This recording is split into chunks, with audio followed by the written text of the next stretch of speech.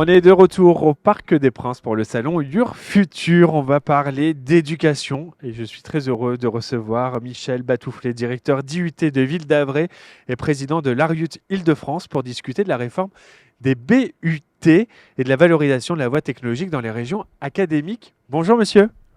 Bonjour, merci de m'inviter et je vous laisse donc me poser quelques questions. Ah ben avec grand plaisir parce qu'on a beaucoup de choses à dire autour de cette réforme. Mais est-ce que avant tout, vous pouvez nous rappeler et nous parler de vos fonctions autant sur l'IUT que sur l'ARIUT.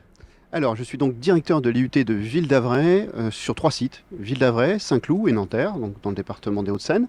Et j'anime une équipe de 150 personnes et de 1000 et quelques étudiants, 1300, 1400 étudiants. 1400 étudiants. Voilà. Ça commence à faire un peu de monde. Oui, oui, voilà. Donc, et en tant que président de l'ARIUT, je préside cette association qui regroupe les 18 IUT franciliens. C'est à peu près 24 000 étudiants, 25 000 étudiants sur une trentaine de sites. Qu'est-ce que ça veut dire ARIUT? Alors ARIUT, c'est l'association régionale des IUT. Donc Île-de-France pour le coup, puisqu'il existe plusieurs ARIUT en France. En France. Alors justement, on va parler de cette réforme, c'est ce qui nous réunit aujourd'hui ici, la réforme des BUT et de son impact sur la région académique ici, en Île-de-France.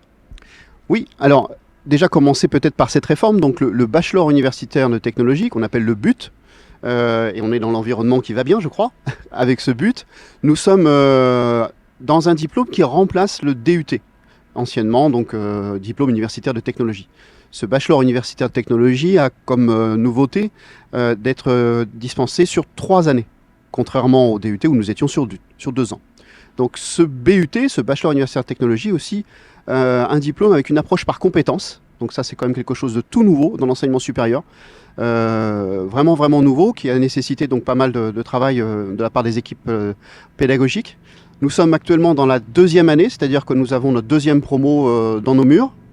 Et ce bachelor universitaire de technologie a une vocation, c'est une insertion professionnelle pour 50% des diplômés.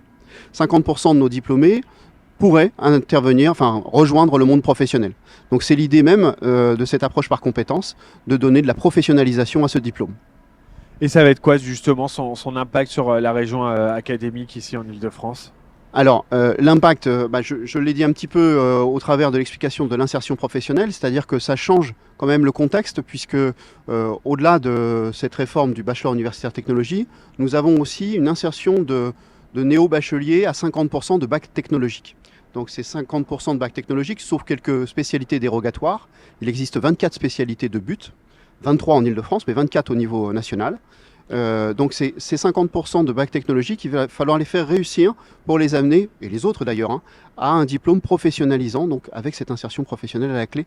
Ça change donc pas mal de choses au niveau de la région, c'est-à-dire qu'il va falloir mettre en mouvement les interactions à la fois avec les lycées, en préalable, pour pouvoir avoir un public adapté à nos formations, et aussi avec le milieu économique, pour prévoir cette insertion professionnelle. Donc là, on est véritablement dans cette valorisation des parcours technologiques auprès des lycéens.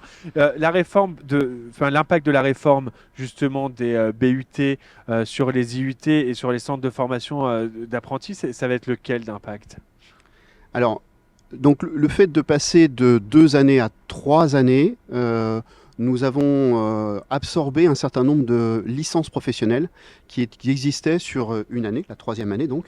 On va absorber dans nos bachelors universitaires de technologie cet ancien diplôme, mais il continuera à exister avec des licences professionnelles suspendues, dites suspendues. Et l'idée, c'est vraiment d'encourager l'apprentissage. L'apprentissage qui sera très très présent dès la 2e année et surtout sur la 3e année. Donc l'insertion professionnelle à la clé. Donc ça veut donc dire que sur l'impact entre nos bachelors universitaires de technologie, enfin le BUT sur la région académique, ça va être aussi de voir comment nous pourrions accueillir cette 3e année, parce que c'est quand même quelque chose de tout nouveau et très fort. Cette 3e année qui nécessite des moyens supplémentaires dans le sens où nous allons avoir besoin de plus d'enseignants, enseignants-chercheurs et des surfaces supplémentaires pour accueillir des cohortes plus importantes, puisque 3 années, ça sera un peu plus que 2. Ça, c'est certain. C'est quoi le rôle de l'ARIUT Île-de-France dans la mise en œuvre de cette réforme et dans la valorisation de la voie technologique? Là, on change un peu de casquette du coup. Alors, Là, c'est complémentaire. oui, c'est complémentaire, tout à fait. Donc là, c'est un travail qu'on organise avec la région académique, puisque comme je l'ai dit tout à l'heure, ce diplôme change les lignes. Donc il faut faire un gros travail auprès des lycées et des collèges pour encourager la voie technologique. C'est ce que l'on fait donc avec la région académique. Nous avons aussi un gros travail à faire. C'est sur la représentation des IUT franciliens. Donc c'est ce que l'on fait au travers des différents salons pour lesquels nous sommes présents de manière, on va dire, collégiale. C'est peut-être pas le bon terme, mais en tout cas, globalement, les 18 IUT sont présents. Ça, c'est important. Donc cette synergie-là qu'on essaie d'impulser. Et puis, ça nous permet aussi, au niveau des 18 IUT, de faire des analyses à la fois sur nos recrutements, et donc de voir aussi la réussite de nos jeunes dans nos formations et éventuellement corriger si nécessaire ou adapter. Et donc on travaille avec la région académique et les lycées. Pour renforcer la formation des futurs professionnels dans ces domaines technologiques, on a aussi besoin des entreprises. Et oui, Ça, c'est important. c'est très important, surtout pour nos IUT. On a toujours eu cette identité à être proche du milieu économique. C'est d'autant plus vrai avec ce bachelor universitaire de technologie.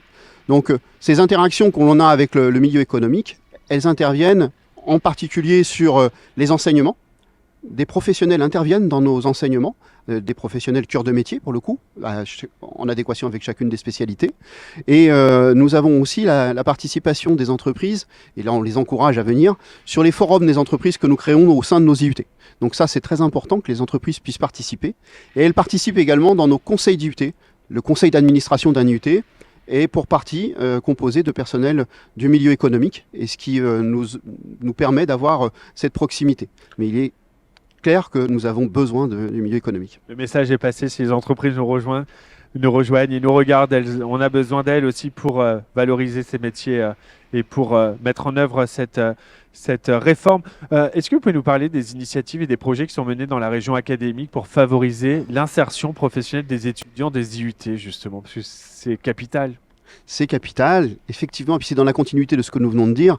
Alors, on a un grand projet là, c'est de travailler en étroite collaboration avec des grands groupes qui composent le tissu économique francilien, mais nous avons aussi un chantier, c'est de rapprochement avec l'APEC, puisque aujourd'hui nous allons diplômer des jeunes avec un bac+3, et donc ce rapprochement avec l'APEC est très fort, enfin on le souhaite très fort.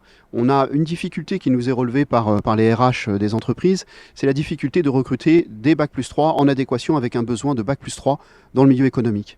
Donc l'idée, c'est de constituer au sein de l'APEC un hub où les jeunes diplômés pourraient déposer leur candidature et les RH des entreprises allaient puiser dans ce vivier pour aller faire correspondre des diplômés bac+3 avec le besoin bac+3 qui est tout à fait réel. Tout à fait réel, et on accentue vraiment l'effort là sur ce sujet en prétextant aussi en signalant que la formation tout au long de la vie est quelque chose de majeur. Donc la diplomation bac+3 et insertion professionnelle est quelque chose dont on a besoin, et ça ne limite pas sur le diplôme dans la vie du salarié plus tard.